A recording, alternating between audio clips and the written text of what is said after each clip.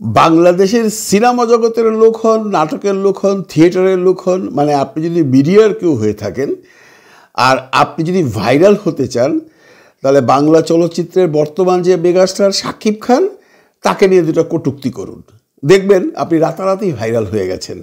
কারণ তার অনেক অনেক শুভাকাঙ্ক্ষী হিতাকাঙ্ক্ষী আছেন, তারা আপনার বিপক্ষে এসে এমন এমন কমেন্ট করবে, সেই কমেন্ট দেখে অন্যরা সেই ভিডিওটা দেখতে আগ্রহী হবে এবং আপনি ভাইরাল হয়ে যাবেন। আমি গ্যারান্টি দিয়ে বলছি, এবং এটা হচ্ছে। নাটকের বলেন, থিয়েটারের বলেন, সিনেমার বলেন, যারা একটু ভাইরাল হতে চায় তারা শাকিব খানকে নিয়ে কুমন্তব্য করে এবং তারা ভাইরাল হন। আর এখন ভাইরাল হওয়ার একটা মেইন টার্গেট হচ্ছে আমাদের এই বাংলাদেশের পরিস্থিতিতে, আপনি যদি এই এনসিপিকে নিয়ে কোনো নেগেটিভ কথা বলতে পারেন তাহলে আপনি ভাইরাল হয়ে যাবেন। কারণ এনসিপিকে পছন্দ করে বেশি মানুষ, কিন্তু অপছন্দ করে অনেক মানুষ আছে। কি কারণ সেটা অন্য বিশ্লেষণ, কিন্তু এই ভাইরাল হওয়ার জন্য আপনি যদি এনসিপির কাউকে নিয়ে কথা বলেন বা এনসিপি বাদ দিয়ে ডক্টর ইউনূসকে নিয়ে কথা বলেন, বা আপনি সজীবকে নিয়ে কথা বলেন, বা আপনি অন্য যে কেউকে নিয়ে কথা বলেন যারা সরকারের সাথে সম্পৃক্ত বা যারা এনসিপিতে জড়িত, আপনি রাতারাতি ভাইরাল হয়ে যাবেন। আমি গ্যারান্টি দিয়ে বললাম, আপনাকে পুরো বাংলাদেশ চিনবে। আমি কেন এই কথাগুলো বলছি? দেখুন, গতকাল একজন বৈষম্য বিরোধী আন্দোলনকারী এক বোন, যার নাম ইশরাত জাহান মৃদুল, উনি ওনার কথা অনুযায়ী যেটা বুঝলাম, উনি বোধহয় আহত হয়েছিলেন আন্দোলনের সময়, এবং আন্দোলনে উনি ছিলেন, তার কথাবার্তায় বোঝা যায়। কিন্তু ওনাকে আমরা কেউ চিনতাম না, কিন্তু এখন আমি চিনি এই জন্য যে গতকালকে উনি আসিয়াকে নিয়ে বিরাট একটা সম্মেলন করেছে, নাকি সংবাদ সম্মেলন করেছে, না কোনো একটা চ্যানেলে ইন্টারভিউ দিয়েছে, এবং সেটা বেশ ভাইরাল হয়েছে। এবং সেখানে গিয়ে তার সম্পর্কে 50% দর্শক নেগেটিভ কথা বলেছে, 50% পজিটিভ কথা বলেছে। আজকে উনি আরেকটা ভাইরাল সাবজেক্ট নিয়ে কথা বলেছেন, সেটা হলো সার্জিস আলম এবং হাসনাতকে নিয়ে। এবং এখানেও দেখা গেছে অনেকেই কমেন্ট করছেন, 50% তাদের ফরে, 50% তাদের বিপক্ষে, মানে 50% এই বোনটির পক্ষে, 50% হাসনাত এবং সার্জিসের পক্ষে। তার মানে উনি কিন্তু ভাইরাল হয়ে গেছেন, আর কেউ আটকাতে পারবেন না। এই মৃদুলকে এখন বাংলাদেশে চিনবে সব দর্শক যারা অন্তত এই ভার্চুয়াল মিডিয়াতে আনাগোনা করেন বা অবসর সময়ে স্ক্রল করে বিভিন্ন অনুষ্ঠান দেখতে চান, তাদের কপালে বা তাদের ভাগ্যে মৃদুলের কন্টেন্ট এখন পড়বেই। আমি কেন এতগুলো কথা বলছি? আমি বলছি যে দেখুন, সমালোচনা অবশ্যই হবে, কোনো মানুষই সমালোচনার ঊর্ধ্বে নয়।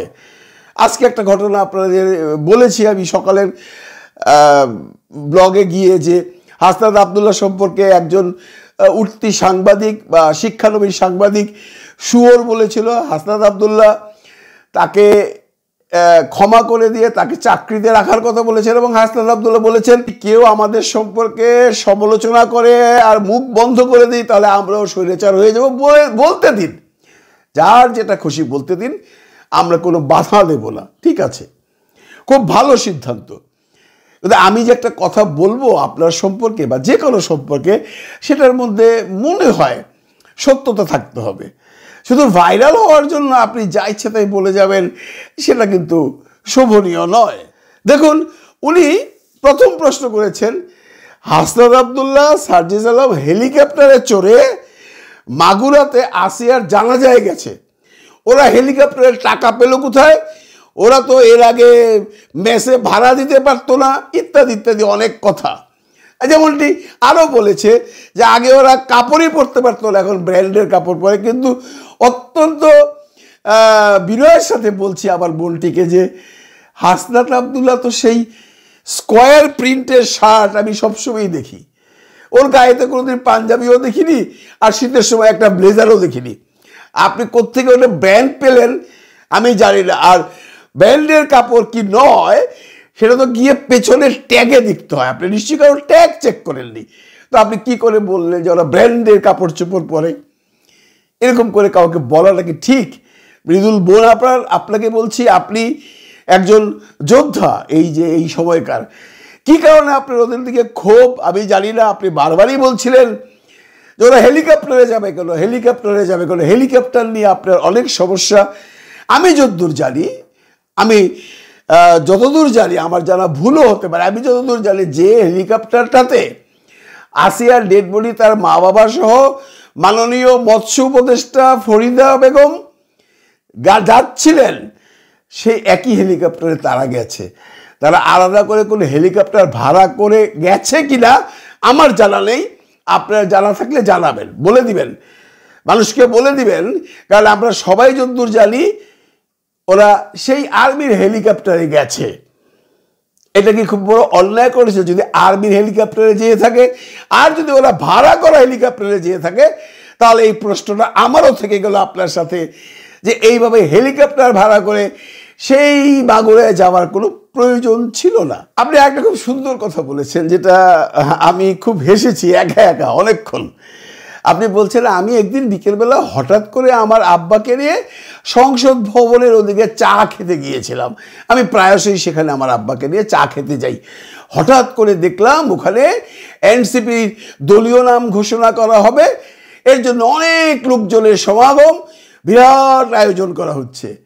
আমি অত্যন্ত বিনয়ের সাথে জিজ্ঞাসা করছি, মৃদুল আপা, আপনি জানতেন না? এত জানান দিয়ে ওরা করলো যে আমরা অমুক দিন অমুক জায়গায় করব, আপনারা আসবেন।